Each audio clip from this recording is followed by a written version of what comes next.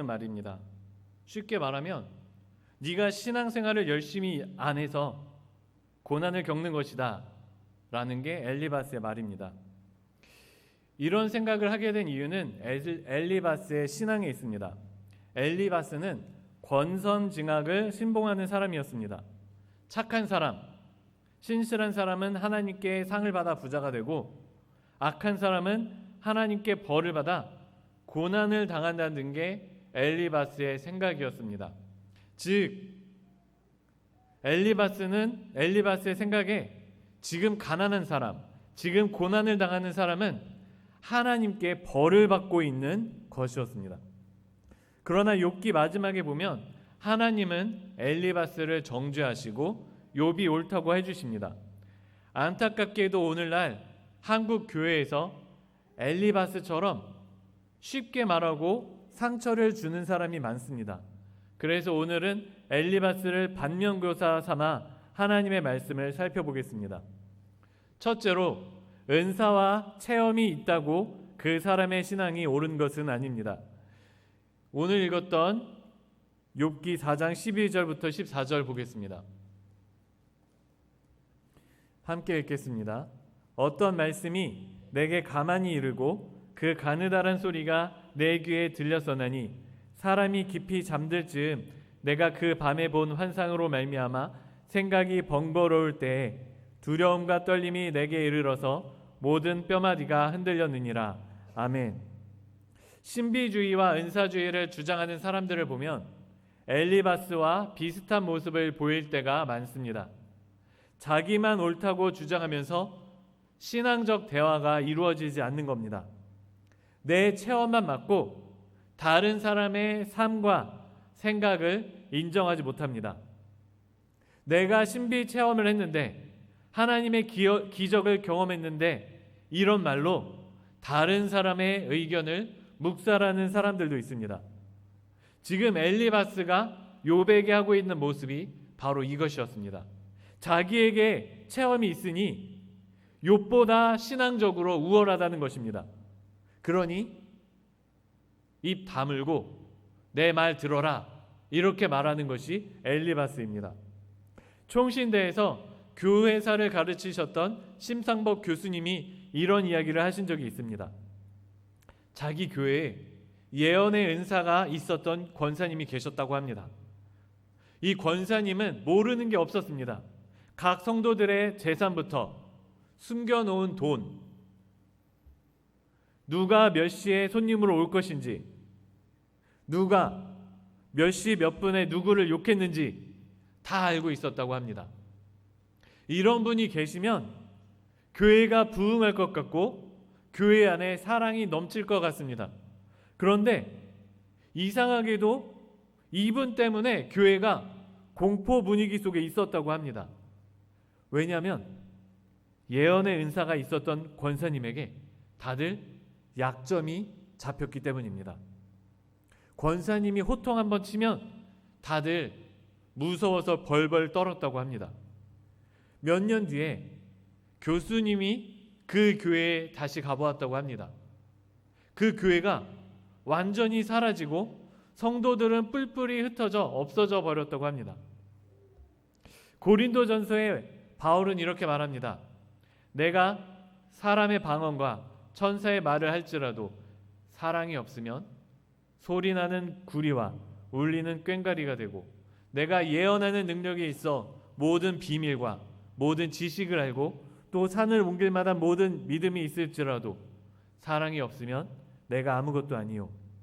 그리고 14절에 이렇게 말합니다. 그런즉 형제들아 어찌할까? 너희가 모일 때에 각각 찬송시도 있으며 가르치는 말씀도 있으며 계시도 있으며 방언도 있으며 통역함도 있나니 모든 것을 덕을 세우기 위하여 하라. 아멘.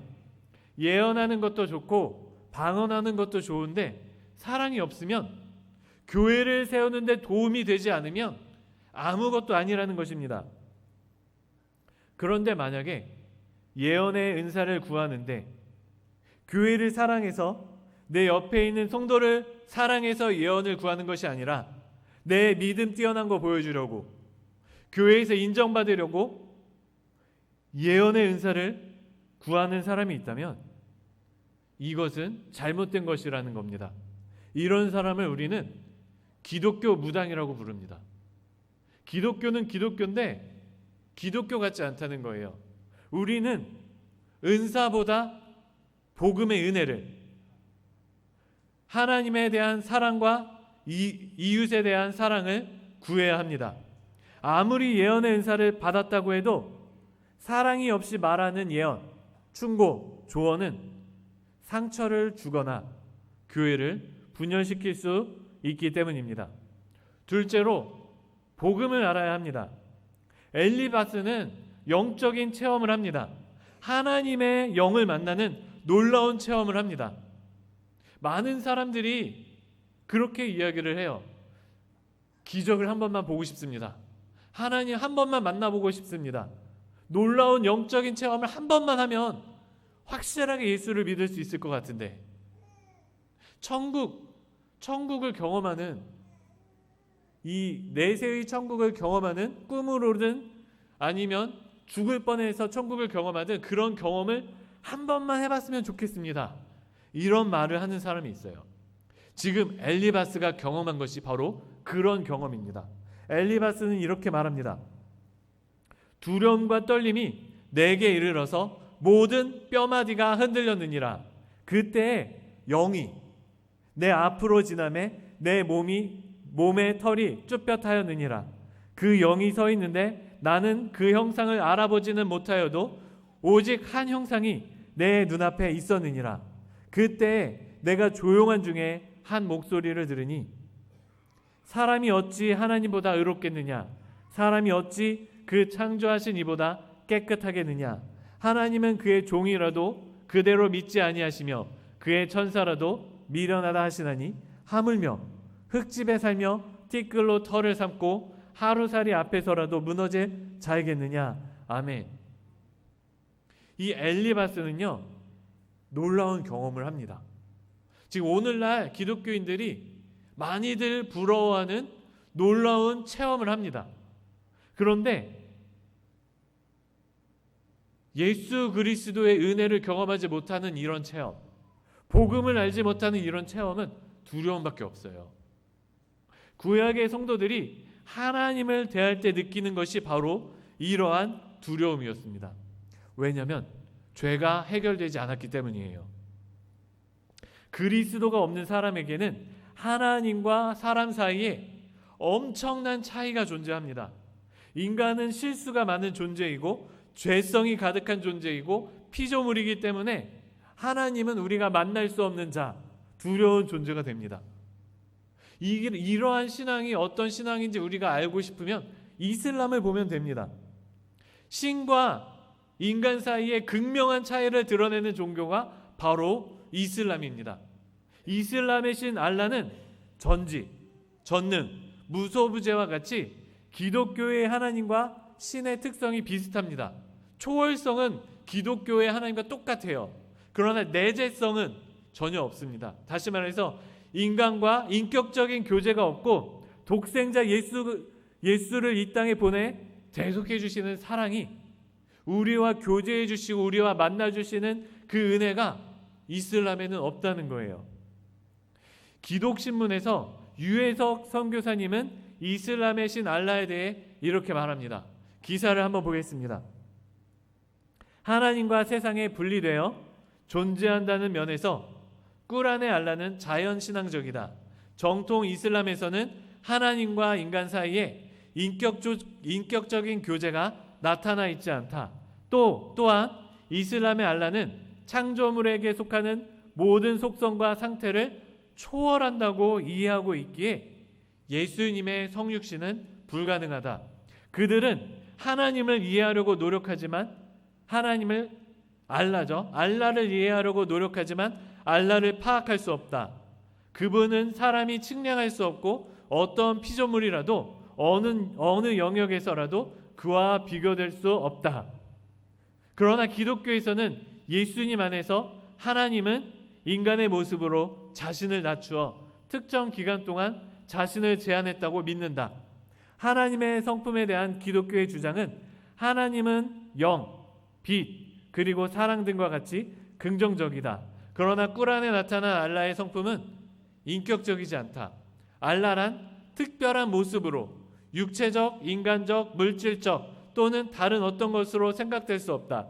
알라는 자신을 어떤 방식으로도 그 누구에게도 드러내지 않는다. 또한 알라에 대한 인간의 관계는 종이나 노예의 관계이다. 독실한 무슬림 신자였다가 기독교 변증가가 된 나빌 쿠렛이라는 사람이 있습니다. 이분이 이렇게 말합니다. 위로를 얻고 싶었다는 거예요. 인생을 살아가면서 이 알라로부터 어렵잖아요. 우리가 많이 하나님께 구하는 것들이 위로와 하나님의 위로잖아요. 이 사람도 기독교인처럼 인생을 살아가면서 위로를 경험하고 싶었다는 거예요. 그런데 코란을 열심히 찾아보았는데 이 코란에는 상처받은 사람을 위로하는 구절이 단 하나도 없었다고 합니다. 단 한 구절도 알라가 자기를 위로해주는 그런 말씀이 하나도 없었다는 거예요.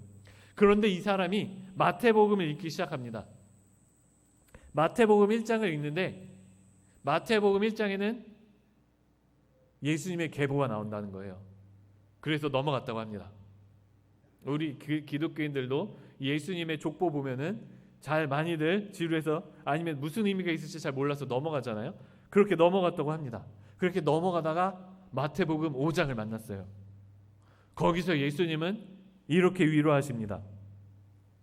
심령이 가난한 자는 복이 있나니 천국이 그들의 것이며 애통하는 자는 복이 있나니 그들이 위로를 받을 것이며 이렇게 쭉 예수님은 위로해 주시더라는 거예요. 복음을 알지 못하면요 마치 이슬람의 알라처럼 하나님을 두려움으로 대하게 됩니다. 엘리바스가 만난 이 하나님이 바로 두려움의 하나님이었습니다. 영적인 체험은 있었지만 아직 복음을 경험하지 못했습니다. 그런데 성경은 우리에게 이렇게 말합니다. 하나님이 세상을 이처럼 사랑하사 독생자를 주셨으니 이는 그를 믿는 자마다 멸망하지 않고 영생을 얻게 하려 하심이라. 아멘. 우리를 사랑하셔서 아들을 보내주신 아버지의 사랑, 곧 복음을 알면 우리는 하나님과의 관계를 재설정할 수 있습니다. 종과 주인의 관계에서 아버지와 아들의 관계를 누릴 수 있게 됩니다. 그래서 복음을 알게 되면 하나님을 두려움으로 대하는 것이 아니라 사랑으로 대할 수 있게 돼요. 복음을 모르는 엘리바스의 충고는 사랑보다는 분노로 가득합니다. 너 이렇게 믿어도 돼? 이런 반응이에요. 하지만 복음을 아는 우리는 분노와 정죄보다는 사랑의 말을 할 수 있다는 것입니다. 셋째로 맞는 말도 때와 장소를 가려야 합니다. 다른 말로 말하면 옳은 말이 항상 옳은 게 아니라는 거예요. 탈룰라라는 말을 아십니까? 탈룰라? 아니면 패드립이라는 말을 아십니까? 패드립? 부모님이나 가족에 대해서 욕설을 한 것을 패드립이라고 하죠. 의도치 않게 패드립을 친 사람이 빠르게 태세를 전환하여 상황을 수습하는 모습을 가리켜 탈룰라라고 합니다. 탈룰라. 이것은 이 탈룰라는 영화 쿨 러닝이라는 영화에서 유래된 유행어입니다. 영화에서 썰매 이름을 정하는 과정 중에 한 팀원이 탈룰라를 제안합니다. 이 썰매를 탈룰라라고 하자. 그랬더니 동료들이 이거 매춘부 이름 아니야? 이러면서 웃습니다. 그러면서 이 이름 왜 이렇게 지었어? 라고 했더니 이 팀원이 이렇게 말합니다. 엄마 이름이야. 엄마 이름이야. 그러자 팀원들이 말을 잇지 못하고 이내 아주 예쁜 이름이다. 이렇게 태세를 전환합니다. 이것이 탈룰라예요. 여기서 우리가 알 수 있는 말이 있습니다. 아무리 탈룰라 같은 이름이 이상해서 이건 이상한 이름이야 라고 해도, 아무리 옳은 말이라도 패드립이 될 수 있는 상황이면 해서는 안 된다는 거예요. 상황이 중요하다는 겁니다. 마찬가지로 지금 엘리바스가 욥에게 말하고 있는 상황이 중요합니다. 지금 욥은 자식들이 다 죽고 아내가 도망갔고 질병에 걸려서 절망 가운데 빠져 있습니다. 그런데 여기서 엘리바스는 충고랍시고 이렇게 말합니다. 회개해. 너 지금 죄지어서 이런 거야. 여기에 더해서 이렇게 말합니다. 17절부터 21절까지 제가 읽어보겠습니다. 사람이 어찌 하나님보다 의롭겠느냐? 사람이 어찌 그 창조하신 이보다 깨끗하겠느냐? 하나님은 그의 종이라도 그대로 믿지 아니하시며 그의 천사라도 미련하다 하시나니, 하물며 흙집에 살며 티끌로 털을 삼고 하루살이 앞에서라도 무너질 자이겠느냐? 아침과 저녁 사이에 부스러져 가루가 되며 영원히 사라지되 기억하는 자가 없으리라. 장막줄이 그들에게서 뽑히지 아니하겠느냐? 그들은 지혜가 없어 죽느니라. 아멘. 이게 무슨 말이냐면요, 쉽게 말해서 네가 하나님보다 대단하냐는 거예요. 그러니까 인간이 아무리 열심히 착하게 살아도 죄에서 자유로울 수 없다는 거예요. 그러니 회개해라, 이것입니다. 나 죄 안 지은 것 같은데? 이런 말에 네가 하나님보다 뛰어나? 덮어놓고 그대로 믿으라는 겁니다. 물론 이 말만 보면 맞는 말입니다. 인간은 하나님보다 뛰어날 수 없습니다. 인간은 모두가 다 죄인이에요. 그런데 상황을 보아야 한다는 거예요. 욥은요, 죄 때문에 고난을 당하는 게 아니었습니다. 하나님이 말씀하세요. 욥은 의인이다. 또한 우리는 사실을 말할 때에도 조심해야 합니다. 최소한 고난에 빠진 사람에게 야, 네가 죄지어서 고난당하는 거야, 이렇게 말해서는 안 된다는 거예요. 이 엘리바스의 생각은요, 두 가지 이유로 율법주의 자세를 만들어 갑니다. 이 엘리바스의 자세를 자세히 살펴보면요, 첫째로 나는 옳은 말을 하고 있다, 이 자세가 율법주의 자세를 만들어 갑니다. 팩트 폭력이라는 말이 있습니다. 반박할 수 없는 팩트로 상대방에게 심리적인 타격을 준다는 뜻입니다. 팩트 폭력을 하는 것을 팩트 폭행이라고 하고, 이를 시전하는 사람은 팩력배라고 부르기도 합니다. 지금 욥에게는 거룩한 고민이 있었습니다. 복음으로 나아가는 고민, 하나님을 더 알아가는 고민이었어요. 그러나 엘리바스는 팩트 폭행으로 욥의 입을 다물게 합니다. 하나님은 위대하시고 의로우시니 헛되고 어리석은 인간은 입 다물라는 것입니다. 자기가 영적인 체험을 했으니 그런 체험이 없는 너는 조용히 하고 들으라는 것입니다. 교회에서 종종 하는 실수들이 이것이에요. 덮어놓고 믿어라. 상대방의 질문을 막고 고민을 못하게 하는 발언입니다. 이미 진리를 가르쳤는데 무슨 질문이 있냐는 거예요. 이 사람은 지금 욥처럼 복음으로 나아가기 위한 거룩한 고민을 하고 있는데 이것을 팩트 폭행을 한다면서 못하게 막고 있습니다. 이것이 바로 엘리바스의 자세가 가진 잘못된 모습입니다. 또 한 가지는 이것입니다. 하나님은 의로우시니 사람이 죄를 저지르면 벌을 받고 선을 행하면 상을 받는다. 바로 이것이 엘리바스의 생각이었어요. 이것은 어떤 면에서 보면 맞는 말이에요. 하지만 복음이 없을 때 이 발언은 율법주의에 빠집니다. 엘리바스는 이 생각에 갇혀서 쉽게 다른 사람을 정죄합니다. 이게 뭐냐면, 가난하면 하나님의 저주를 받았기 때문이라는 거예요. 저기 가난에 빠진 사람, 고난을 당하는 사람을 보면서 저 사람은 죄를 지어서 저렇게 됐을 거야. 이런 생각을 하게 됩니다. 그리고 이러한 생각은 죄인들, 범죄자들에 대한 관용을 사라지게 만듭니다. 나는 착한데 저 사람들은 죄를 짓고 악하다는 것이에요. 저는요, 나락보관소라는 유튜브 영상을 볼 때마다 이런 생각을 합니다. 오늘날 가난한 사람은, 죄를 지은 사람은 회개할 기회를 얻지 못하는구나. 오늘날 죄를 저지른 사람은 다시는 재기할 은혜를 누리지 못하는구나. 한번 감옥에 갔다가 나오면 재기할 기회를 받지 못하는구나.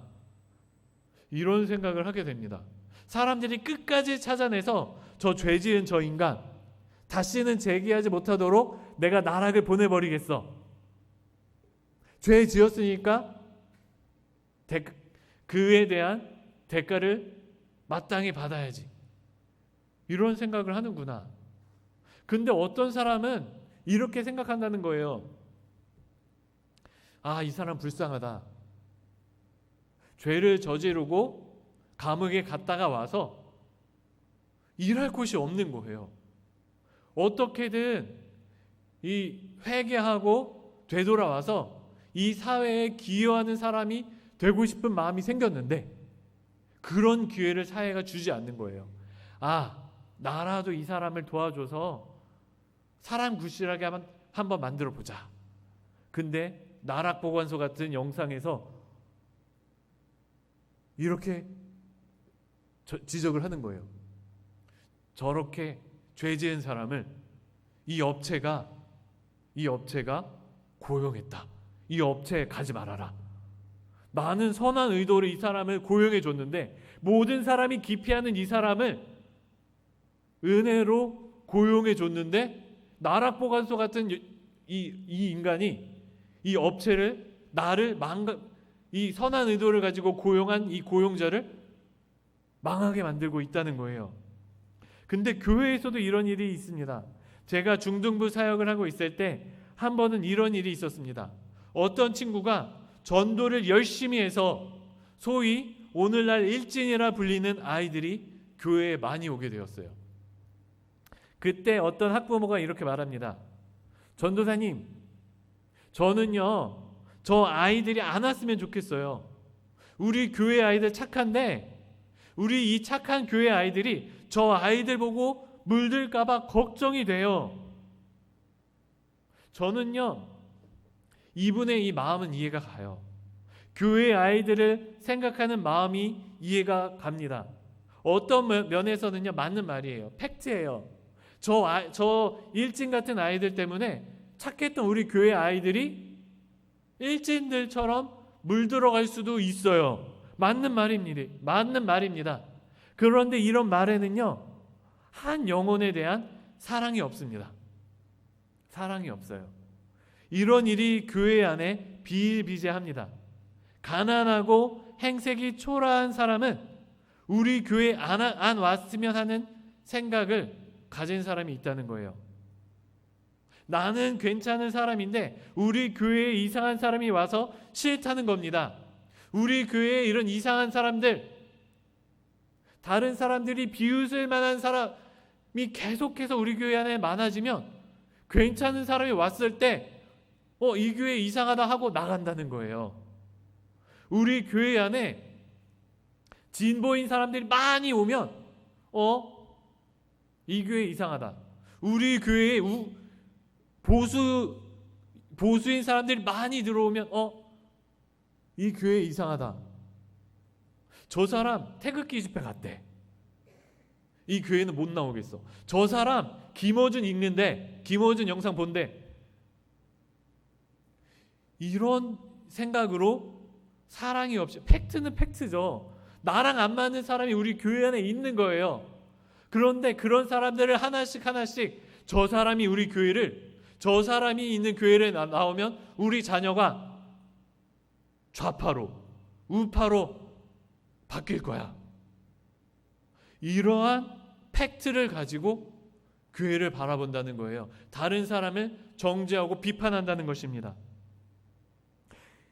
그러나 성경은 이렇게 말합니다. 우리가 죄인이었을 때, 우리가 연약한 사람이었을 때, 우리가 원수되었을 때, 우리가 하나님의 기준을 충족하지 못했을 때, 우리의 생각이 하나님의 생각과 달랐을 때, 우리를 위하여 예수 그리스도가 십자가에 달려 죽으셨다는 거예요. 우리가 이러한 복음을 알아야 합니다. 우리가 하나님의 이러한 은혜를 깨달아야 한다는 것이에요. 이 은혜를 누리는 우리가 어떻게 다른 사람을 바라보면서 저렇게 가난한 사람이 우리 교회에 많이 오면 부자가 어떻게 우리 교회에 나오겠습니까? 나와 다른 나와 다른 정당을 살아가는 저 사람이 나오면 우리 교회가 어떻게 변하겠습니까? 이런 생각으로 바라본다면 이게 어떻게 기독교인의 생각이냐는 거예요. 말씀을 이제 마무리하려고 합니다. 첫째로, 은사가 있다고 해서 그 사람의 말이 다 맞는 게 아닙니다. 은사가 있을 때 내 안에 사랑이 있는지 잘 살펴보아야 합니다. 나에게 예언의 은사가 있다고 해서, 성령의 충만한 은혜가 있다고 해서 너 이렇게 믿는 거 아니야, 정죄한다면 그 사람에게 정말 성령이 있는지, 그 사람의 은사가 정말 바르게 쓰이고 있지는 않은지 돌이켜 고민해 보아야 한다는 거예요. 바울은 말합니다. 너의 안에 사랑이 없으면, 교회를 세우는 건덕이 없으면 너의 은사는 아무 소용이 없어. 둘째로, 영적인 체험보다, 은사보다 복음을 구해야 합니다. 하나님의 은혜를 구해야 합니다. 그때 우리의 입의 말이, 우리의 발언이 달라져요. 사랑으로 바뀌어 갑니다. 셋째로, 맞는 말도 상황에 따라서 해야 합니다. 옳은 말로 다른 사람에게 상처를 준다면 그것은 옳은 것이 아니에요. 우리는 옳은 말을 할 때에도 그 안에 사랑이 있어야 합니다. 저 사람이 잘못된 길로 가고 있어요. 그것은 분명한 사실이에요. 그것을 가지고 너 이렇게 해서는 안 돼, 이렇게 말할 때 조심스럽게 말해야 한다는 거예요. 지혜를 가지고 말해야 한다는 거예요. 교회에서 사회를 볼 때, 교회에서 어떤 발언을 할 때 실수하는 사람들이 분명히 있어요. 그 말 때문에 상처받는 사람들이 있어요. 이거는 아니야, 이건 팩트야, 이렇게 해서는 안 되니까 고치고 싶어. 그때 어떻게 하면 이 사람을 상처받지 않고 바꿀 수 있을지 지혜를 가지고, 사랑을 가지고 말해야 한다는 거예요. 그것 없이 말하면 그것은 옳은 게 아니라는 거예요. 옳은 말도 상처 주지 않고 사랑으로 해야 한다는 것입니다. 기도하겠습니다.